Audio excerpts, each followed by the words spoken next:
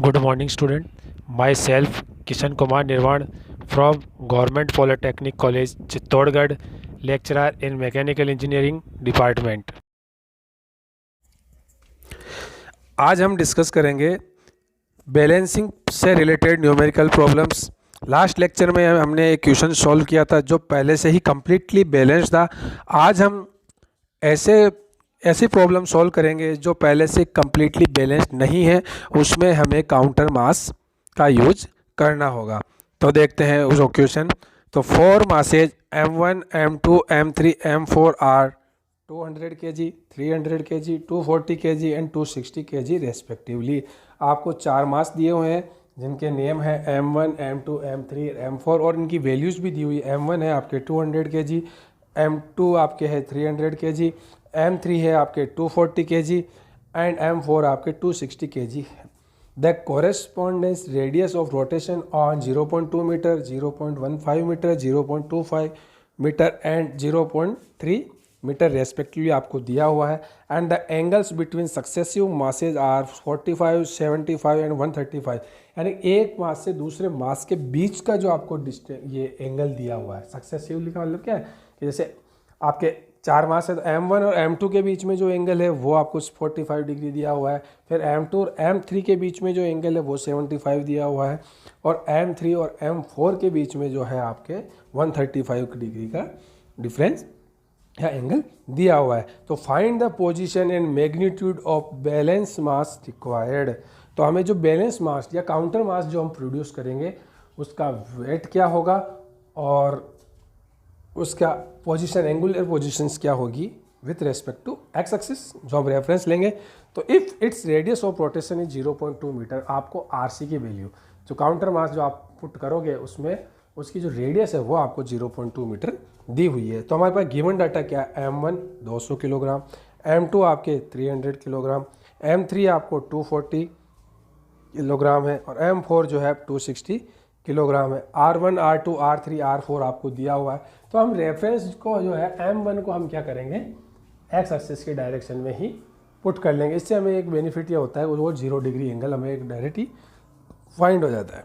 R1 आपको 0.2 metre दिया हुआ है, R2 आपको 0.15 मीटर दिया हुआ है, R3 आपको 0.25 मीटर दिया हुआ है और आपको R4 जो है वो 0.30 मीटर दिया हुआ है। और आपको इस तरीके से पोजीशंस दी हुई है कि आपके इसको हम ले लेते हैं इस डायरेक्ट M1 और M2 के बीच में 45 डिग्री का कोण है, M2 और M3 के बीच में 75 का और M3 और M4 के बीच में 135 का एंगल दिया हुआ है। लेकिन हम जो एंगल मेजर करते हैं फॉर द बैलेंसिंग तो उसमें एक पर्टिकुलर जो रेफरेंस है एक्स एक्सिस के अंदर हमने M1 लिया, तो M1 के रेस्पेक्ट में ही जितने भी मास है उनके एंगुलर पोजीशंस क्या है वो फाइंड आउट करते हैं। M1 के रेस्पेक्ट में M1 की पोजीशन 0 डिग्री, M1 के रेस्पेक्ट में M2 की θ2, तो θ1 तो हो गया यहाँ पे 0, θ2 हो गया 45 और यहाँ पे जब θ3 की वैल्यू निकालनी है तो θ3 के लिए यहाँ पे 45 + 75 तो वो हो जाएगा आपके 120 डिग्री। और इसी तरह θ4 की वैल्यू अगर हमें फाइंड आउट करनी है तो 45 + 75 + 135 तो वो एंगल आपके हो जाएगा 255 डिग्री। तो इस तरीके से हमें सभी मास की एंगुलर पोजीशंस फाइंड आउट कर ली है हमने, सभी के द्रव्यमान हमें पता है और सभी के रेडियस फाइंड आउट कर हो चुकी है। तो हम जानते हैं MC, हम मानते हैं कि MC = बैलेंसिंग मास या फिर काउंटर मास और θc जो है angle made by MC with mass M1। Okay, तो we know that FC = mr omega square, तो F is proportional to mr। इसलिए हम सबसे पहले जब भी आपको बैलेंसिंग क्वेश्चन सोल्व करने हो M1 R1 फाइंड आउट करना है, 200 × 0.2 यानी 40 kg metre. Okay, M2 R2 हो जाएगा आपका 45 किलोग्राम मीटर, M3 R3 होगा आपके 60 किलोग्राम मीटर और M4 R4 होगा आपके 78 किलोग्राम मीटर। एनालिटिकल मेथड से हम सब सोल्व करते हैं तो we know that F + FC यहाँ पर है, सभी सेंट्रीफ्यूगल मास ही सेंट्रीफ्यूगल फोर्स है यहाँ पे। तो FC जो है इसका मतलब है बैलेंसिंग मास या मतलब बैलेंसिंग सेंट्रीफ्यूगल फोर्स या काउंटर सेंट्रीफ्यूगल फोर्स। ओके, तो सिग्मा MR + MC RC इनको हम दो पार्ट्स में, दो परपेंडिकुलर डायरेक्शंस में रिजॉल्व करते हैं, जैसे एक्स एक्सिस और वाई एक्सिस में करते हैं। तो उसको हॉरिजॉन्टल एंड वर्टिकल, हॉरिजॉन्टल का जो पार्ट होगा वो होगा sigma M R cos theta plus M C R C cos theta C equal to 0। तो ये होगा m1 r1 cos theta 1 plus m2 r2 cos theta 2 plus m3 r3 cos theta 3 plus m4 r4 cos theta 4 plus mc rc cos theta c। तो हमारे पास ये m1 भी पता है, हमें r1 पता है, मतलब चारों ही द्रव्यमान पता है, चारों रेडियस पता है, चारों एंगल पता है। ठीक है, तो ऑल फोर क्वांटिटीज हमें पता है, केवल एम सी पता नहीं है हमें, आर सी तो फाइंड आउट है, लेकिन एम सी आर सी और कोस थीटा सी हमें फाइंड आउट नहीं है। तो हम क्या करेंगे, इसकी वैल्यूज पुट करेंगे। तो 40 cos 0 degree plus 45 cos 45 plus 60, M three R three की वैल्यू 60 है, तो 60 cos 120 plus 78 cos 255 plus M C R C cos theta C. तो इन वैल्यूज़ को जब हम कैलकुलेटर की सहायता से सोल्व करते हैं तो हमें आता है M C R C cos theta C equal to आता है -21.6 किलोग्राम मीटर। इसको इक्वेशन नंबर 1 देंगे। इसी तरीके से जो वर्टिकल डायरेक्शन में जो रिजॉल्व कंपोनेंट होगा वो होगा sigma M R sine theta plus M C R C sine theta C equal to 0।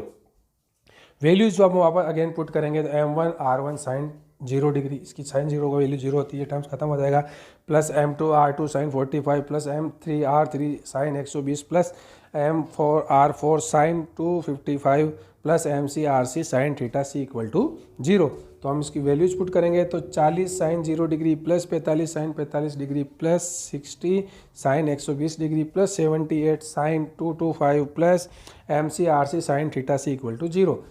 जब हम कैलकुलेटर की सहायता से इन वैल्यूज़ को हम सॉल्व करते हैं तो हम M C R C sine theta C equal to होता है -8.5 किलोग्राम मीटर। इक्वेशन नंबर 2 देंगे हम इसको। जब हम इक्वेशन नंबर 2 का स्क्वायर करके प्लस उसमें इक्वेशन नंबर 2 को स्क्वायर करके ऐड करते हैं तो हमें मिलता है एम सी आर सी का स्क्वायर इक्वल टू -21.6 का स्क्वायर प्लस -8.5 का square. M C R C होगा अंडर द रूट -21.6 का स्क्वायर प्लस 8.5 का स्क्वायर, तो 23.2 किलोग्राम मीटर हमें एम सी आर सी की वैल्यू फाइंड आउट होती है। आर सी हमें दिया हुआ है 0.2 मीटर, तो इससे हम एम सी की वैल्यू फाइंड आउट करेंगे 23.2 डिवाइड बाई 0.2 तो 116 किलोग्राम।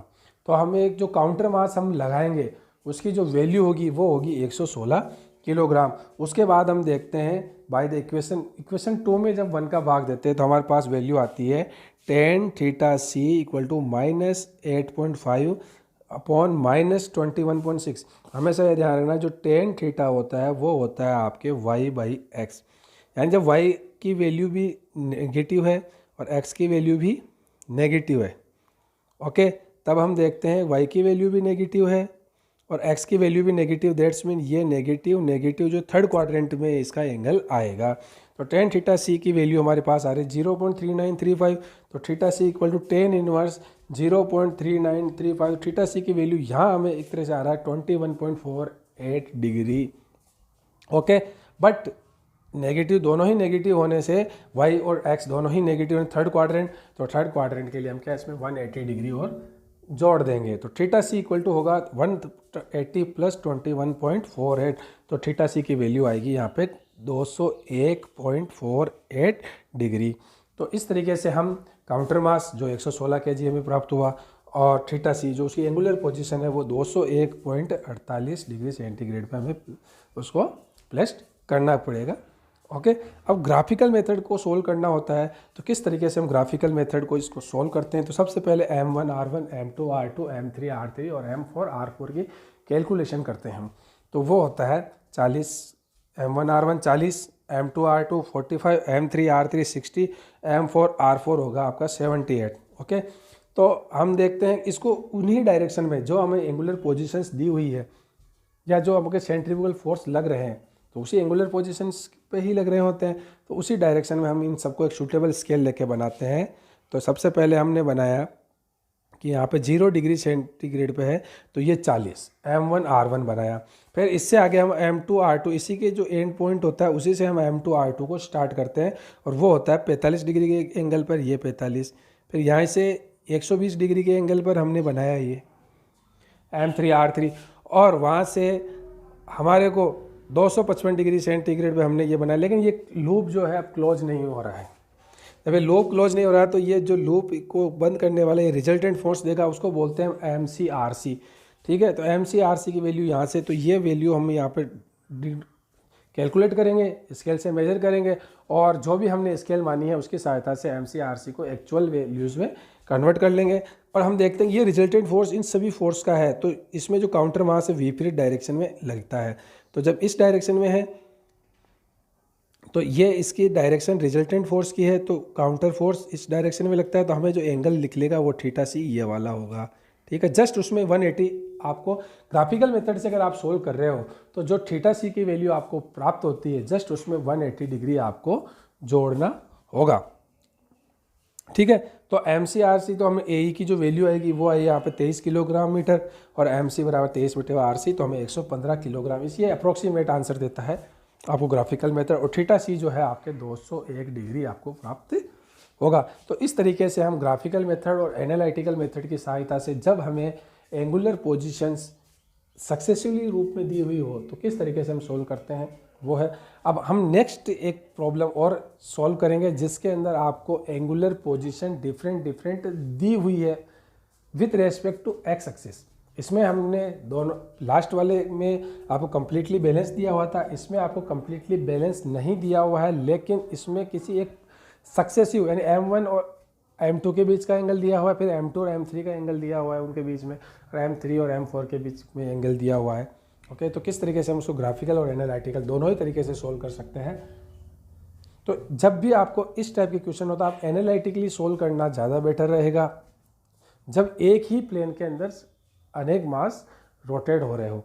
और ग्राफिकल मेथड सूटेबल होता है जब बहुत से मास डिफरेंट प्लेन्स में जब रोटेट हो रहे हो। वो हम कुछ नेक्स्ट लेक्चर्स में देखेंगे उसकी theory. Thank you so much.